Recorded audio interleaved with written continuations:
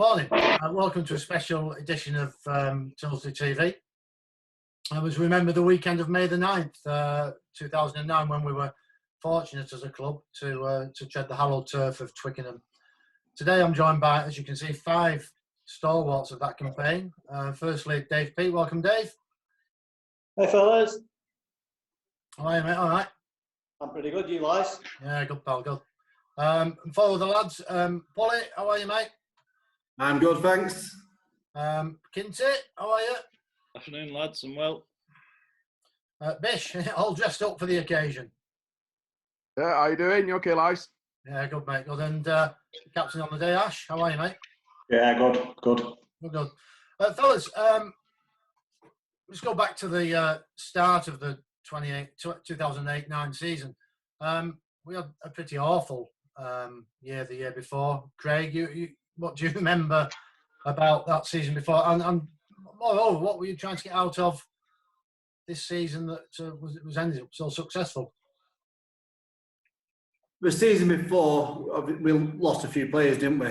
And it weren't good, and we needed a new direction. Dave come in, brought a few players back with him. And when you looked at the league, winning it was possible. I think it was only Vale Loon who you'd have classed as being a good team. And my aim at the start of the season was I wanted that league title because I'd never had one. Everything else, cup games, were all just bonuses at that point, haven't they? Yeah, absolutely. Dave, you came back. You played at Tilsley for a few years with levels of distinction, so you keep telling me. So I guess when you took over, I suppose Twickenham really wasn't on the agenda, was it? It was just rebuilding. There was a few things, really. I mean, I actually left Lee, as you all well know, and I came off, 4 or 5 good seasons on the back-to-backs of winning trophies and different cups and things. And I wasn't quite sure when I got in touch. I think he was instrumental in that as well, Lice, at the time. A meeting Eddie and Cunny. I got a phone call from Cunny. And Cunny was basically, Luke, as Craig pretty much pointed out there, we want promotion. Can you get us promotion? And to be quite honest, I did look at the side that you had at the time from the season before, and I thought, there's absolutely no chance you're going to win anything with this side. You had some fantastic players in the making. I mean, if you look at what you did have, I mean, you had Dickie, you had Ash, you had Cunny, you had Trav, Fish, Connors, Corby, Holly, of course. And you got a hard core of players there, and you just need to supplement that somehow. You had the spine of a team, but we needed to bring in at least another dozen players and change your culture, because your training and things were just out the window. Nobody was training, it was a bit poor. But the big thing about it more than anything is Tilsley, that club that year, backed myself and Sean Fletcher with everything we asked for. And I couldn't have asked for any more, to be honest with you, Lice. Yeah, very good. I think you're right, Dave. We're in a bad place. We needed new direction. Kinsey, you were the new kid on the block, pal. You started the season before across all 4 teams, 4th team up to first team. And then you decided you want to be a tight head. Well, not so much me deciding, more being coerced into it. The year before was my first season of rugby union, full stop. And I came down to Tilsley, and like Dave said, nobody was training, but you could tell there was something good about the club. And it was only the presentation evening that year that Kev Williams and Eddie Warbank pulled me to one side and said, "We want you to try front row." And by that point, I'd had about 5 or 6 pints, so I just said, yeah. And from that point on, I think Kev referred to me as his project. But in reality, I was hopeful of a few games on the first team, because I also knew that Ox was over from New Zealand as well. So it was always going to be difficult to try and get my way in there, especially being my first season at Pro. Yeah, good stuff. I asked you, you'd 12 months earlier, Dickie said you come in training. He took you down the East Lakes to LSH for 12 months. But honestly, you'd spent 12 months at LSH, pal. What crap did Peter give you about where we were going to take this team this season? I'll keep this PC, shall I, Dave? No, I think you've all alluded to it. Touching on me and Mark going up to LSH was purely for rugby reasons. We wanted to test ourselves at the next or couple levels above. which we managed. To be fair, I think the downside of that was the social side, which we missed massively. So we was taking it in turns, driving. You know, the commitment we had to put in at that level was tough. So I suppose when Dave was announced he was coming back, it was inevitable. Me and Dickie was going to come back, and you had the focus on the rugby to start with Dave coming in, but also then a social side to it as well. So I think it was a pretty easy decision coming back straight away just after the 12 months. So. Good stuff. Bish, you'd actually been to Twickenham once before, but obviously Dave got you in from. Were you playing at Lee before you came here? I had a couple of games at Lee, and then I picked up an injury quite early on in the season before, so didn't really play much rugby the year before. And got a message off Dave and said, "Do you fancy? We're going across the Tills, Lee. Do you fancy it?" I think I came down with my dad and Dave and met you, Lice. I had a bit of a chat with you, and it was sort of an easy decision from there. Good stuff, good stuff. And you were made to feel welcome, I hope, because playing for Lee, coming back to Tilsley, it's not. No, it was good, and that was even as the season progressed. I mean, Dave. I know Dave's main target and sort of the main chat we had was we were going to get promoted. We had to get promoted this year. That was the main goal. Twickenham was never really on the cards to start off with in the original conversations. It was what we do to get up a league and be where really we wanted to play rugby. Yeah. Fair point. Guys, I'll take you on to the journey to Twickenham. We started off Bury at home, went on our travels a little bit after that, Wirral, Sale, Sunderland, back to Kirby Lonsdale at home, Alcestrians, and then Percy Park. Polly, which one of those games particularly stands in your memory as maybe when you knew something special was happening? It was a Alcestrians game away. That was our first slightly difficult test, apart from Wirral earlier on. But we travelled all the way there. When you're travelling that far, you're never favourites. And they were a decent set. And we took control of the game quite early on. And we badgered them, and they got a few tries, which was hard against our defence. I think that season our defence was our strongest point. And we dug in, and then we sort of made it an easier win. I think we lost by 10 points and won by 10 points at the end, thanks to a couple of good kicks. But the game was actually easier than that, if you understand what I mean. Yeah. They just got a couple of good tries due to us being a bit leggy near the end. Fair point, yeah. Bish, you about you of those games, mate, was the one that particularly stands out? It has to be Percy Park. When they came visiting, it was, that atmosphere at the club the week before, whilst we're training, on the actual day. I mean, I've never seen a clubhouse as full as it was. The touchline was fully packed. The atmosphere was amazing, and we just know at that point for me we had to do it. We had that was the opportunity. That was it was sort of like it was just a great experience at that point, and that point I'll never forget. Yeah, it was. Can I just clear something up between you and Polly?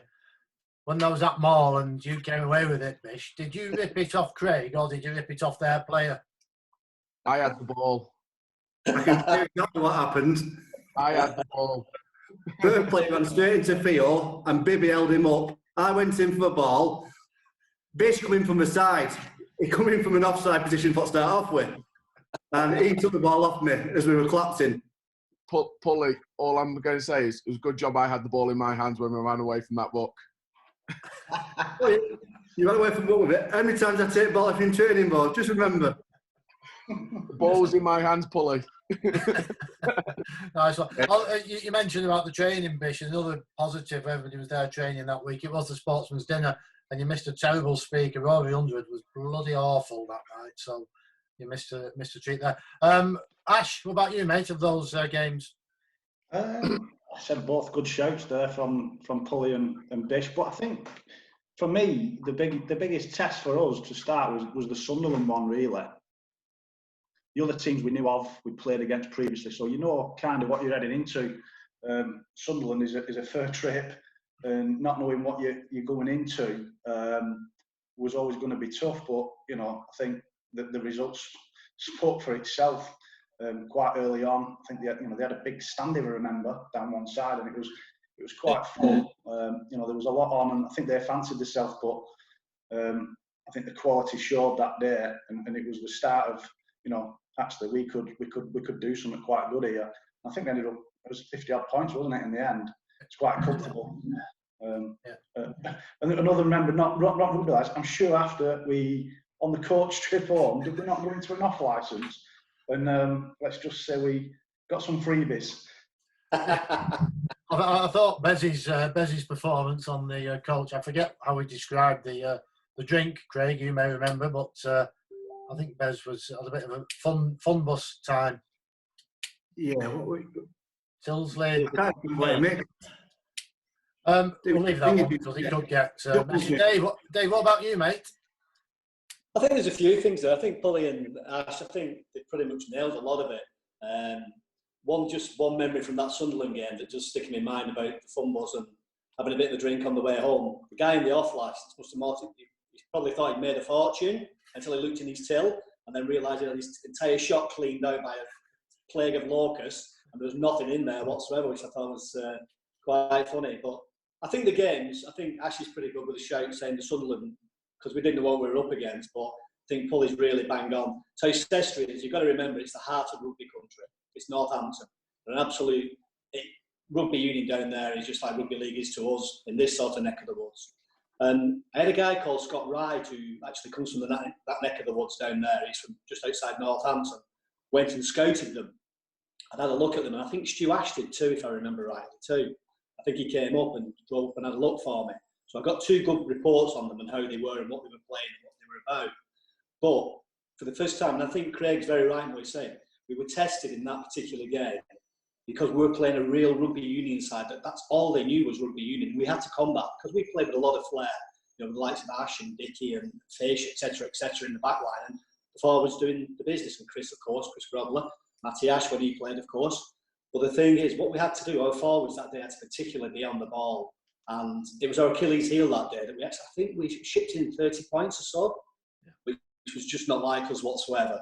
But it was an absolute, probably 10 out of 10 performance.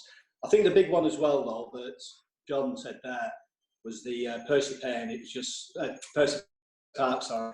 It was absolutely unbelievable. I think, if I remember rightly, it was well over 1,000 people on that day. Oh, easy, Dave. Yeah, you look at the pictures and you can't believe how many were there, mate.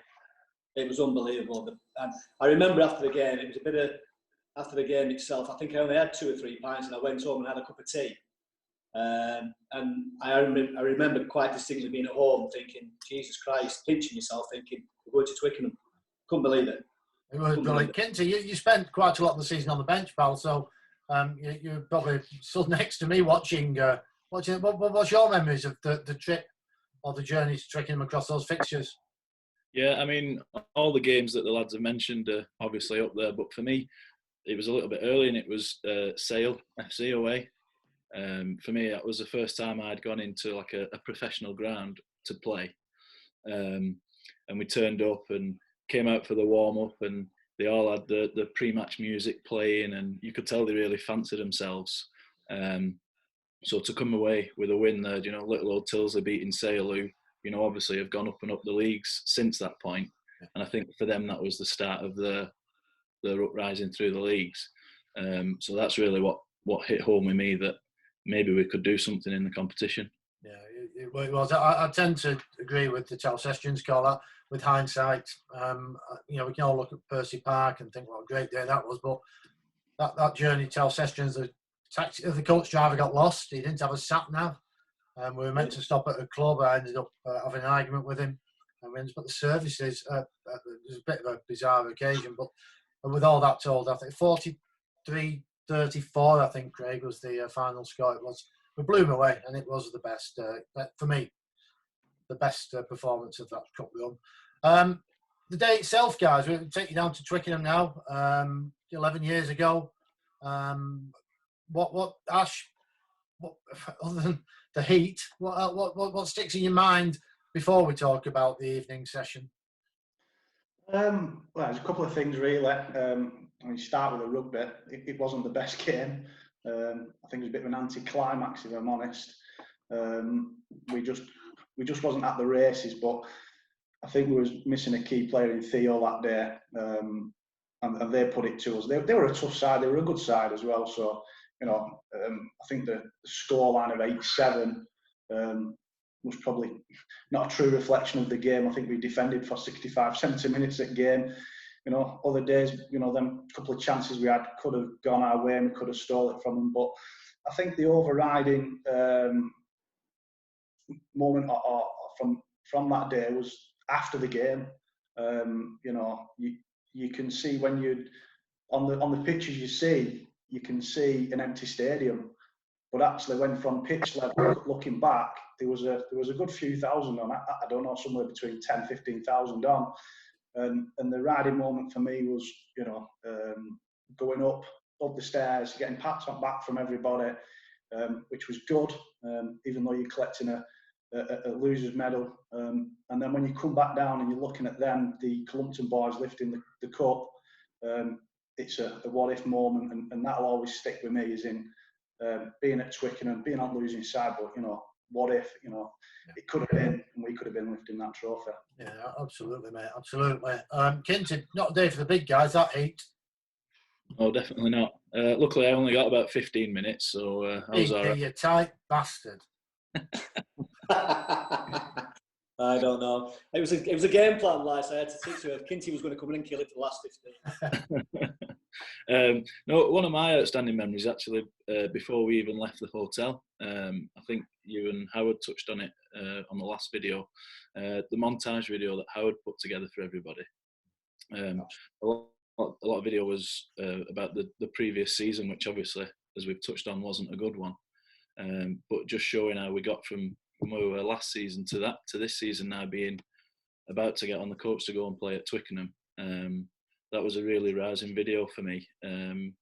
But I think also, I was only 22 at the time. It was my first proper season playing prop.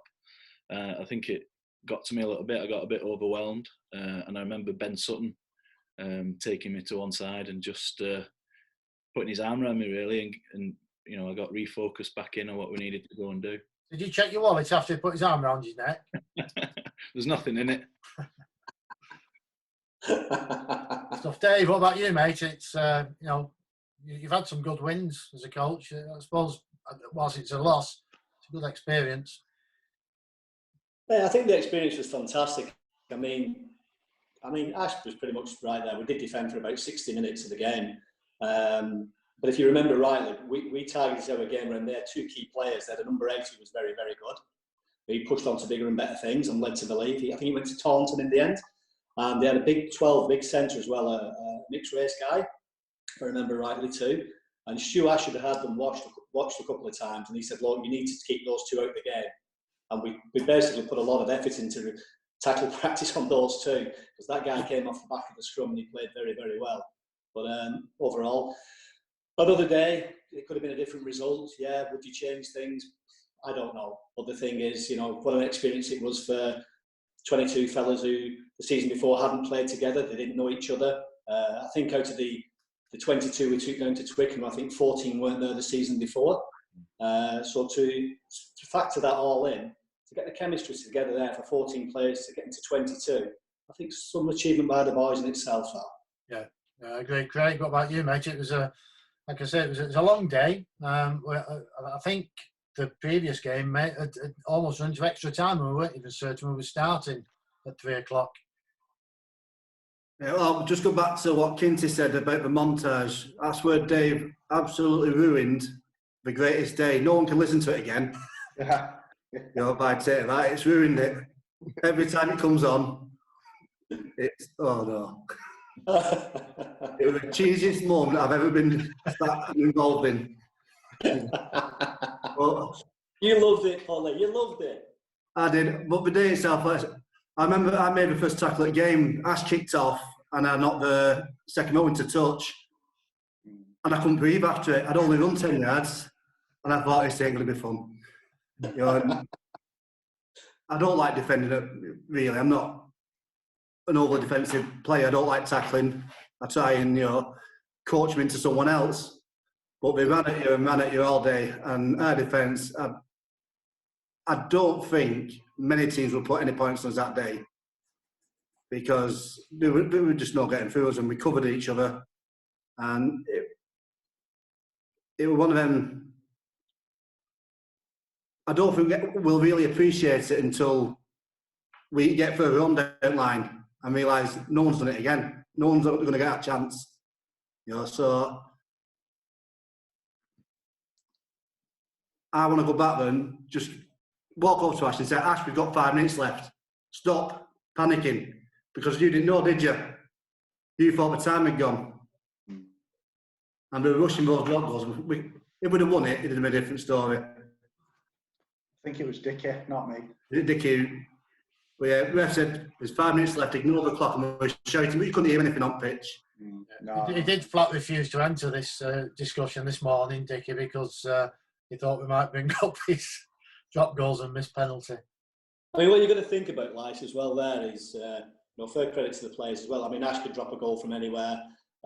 Dickie's normally on his day can drop a goal too. But they've done that much tackling, their legs have gone. And to try and drop a goal after all that tackling, they knew for a fact, they'd done the homework on us. Don't forget, they've been up to watch us play too. They'd seen all about us. They got, if you remember, there was somebody gave them a lot of information on us too, if you quite remember that one too.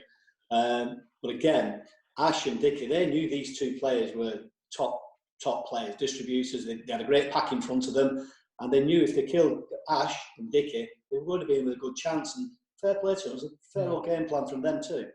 Bish, what about you, mate? You've been before with Yorkshire, and you've it was a hot day, mate. What was your overriding memory of everything that went on? Oh, it was a good day. It was I had a lot of family and friends as well come down. It was my dad's 50th that day. So I remember we had travelled down the day before.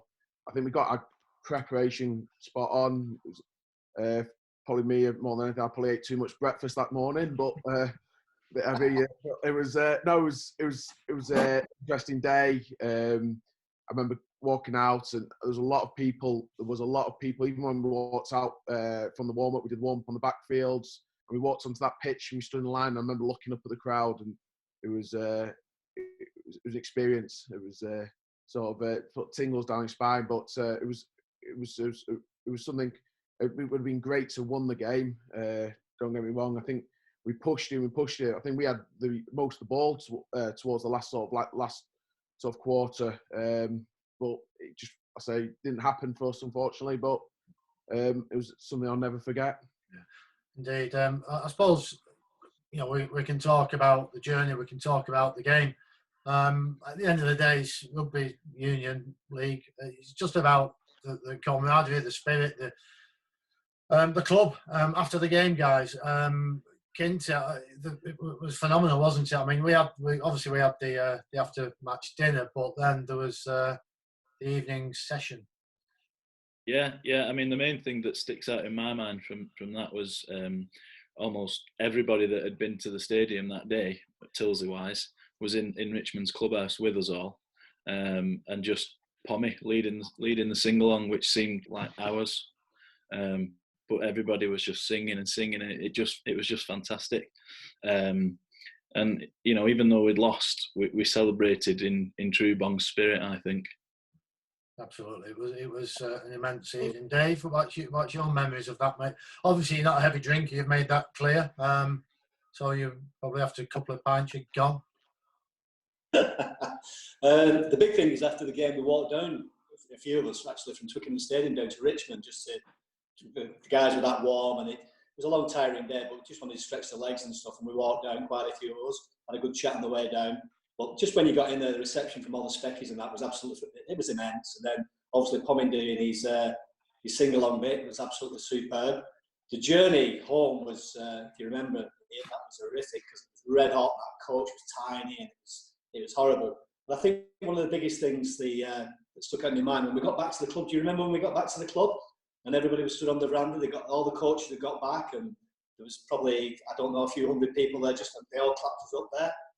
And for me, that was probably that was a real nice bit. That was, yeah, a good bit that was. Yeah, I agree with that. I forgot about that. If I'm honest, it was quite emotional after a long weekend. Bish, what about you, mate? You're not a big drinker, are you? Although I wouldn't be so certain looking at the size of you now.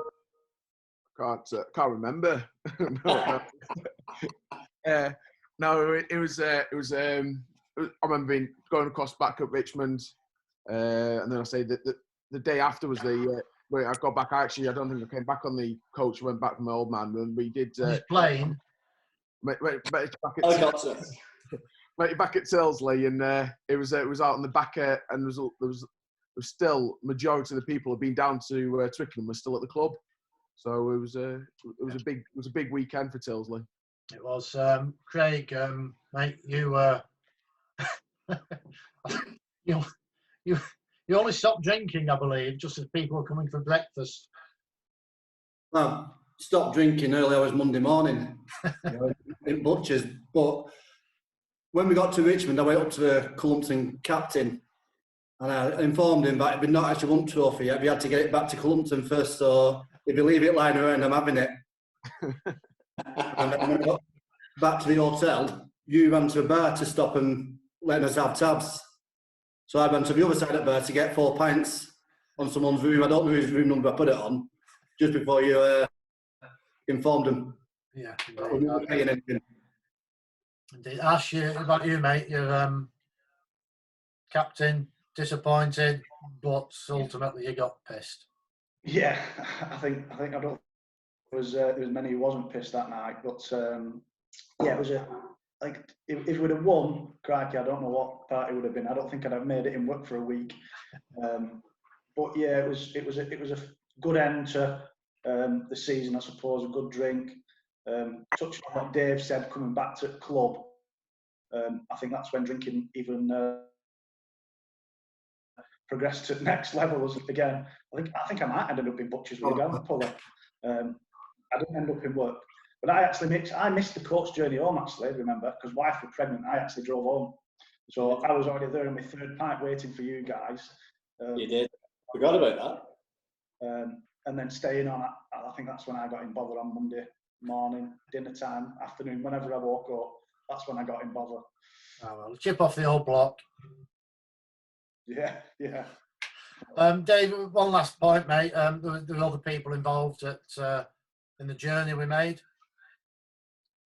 Yeah, I mean, what a lot of people forget, Lice, I mean, it was a very successful season. We won as Pully quite easily pointed out before. I mean, we won against Vale Loon and won the trophy, won the league, which was our goal. So going to Twickenham was absolutely fantastic time, and you know, it sort of like put everything in perspective. Actually, winning the actual league for me as well. You've got to remember about poor old Theo, who never made the final because of his leg, his injury.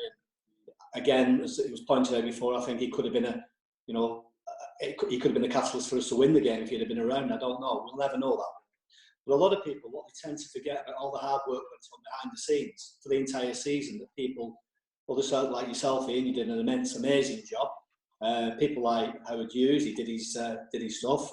He did a lot of stuff. But a lot of people, nobody sort of give Matt a pat on the back. He was the physio. He kept a lot of you on the park that season, and he did really well. And Kelly, she was there every game. She masseuse. She did what she did. She did an absolute superb way of it. But if you look at it as well, you've got to look at people like Stu Ashurst, who bought in too, and went looking at scouting games for us in all over the country. And don't forget, I think he was living in Devon at the time. Was he down there? Yeah. And they did all these things, and they helped us out all the way. So it wasn't just the 22 who played on the day. With the backroom staff as well, you're talking people there. And of course, we've not mentioned as well, I in the early days as well, when we got Sean Fletcher originally came with me to be the forwards coach, and Kev jumped in because we lost Sean. He had to go and work down in London for the police, if you remember. So, Kev jumped in and filled his shoes, which again was a great help. But if you look at it, you put all those people together, it was a massive team effort from, maybe 30, 40 people.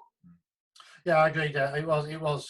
There's a lot more involved, and you forgot one particular person, Martin Wallbank, was the water boy all season. And of course, I forgot Martin Wallbank, and the other one I've forgotten. I really need to say thank you to was Sue Broad. Oh God, hang on a minute, I'll cut that out. Listen, guys, it's been a pleasure. We're just running out of time. Obviously, we'll hopefully see you down at the club at some point. Not about you, Bish, because you know you live in leafy Cheshire and you'll have a big lunch to eat. But maybe the rest of you. Tired now. Listen, fellas, it's been a pleasure. Take care, and we'll meet up soon. Yeah. Cheers, guys. Thanks, Bye, later. guys. Yes. See you soon. Bye.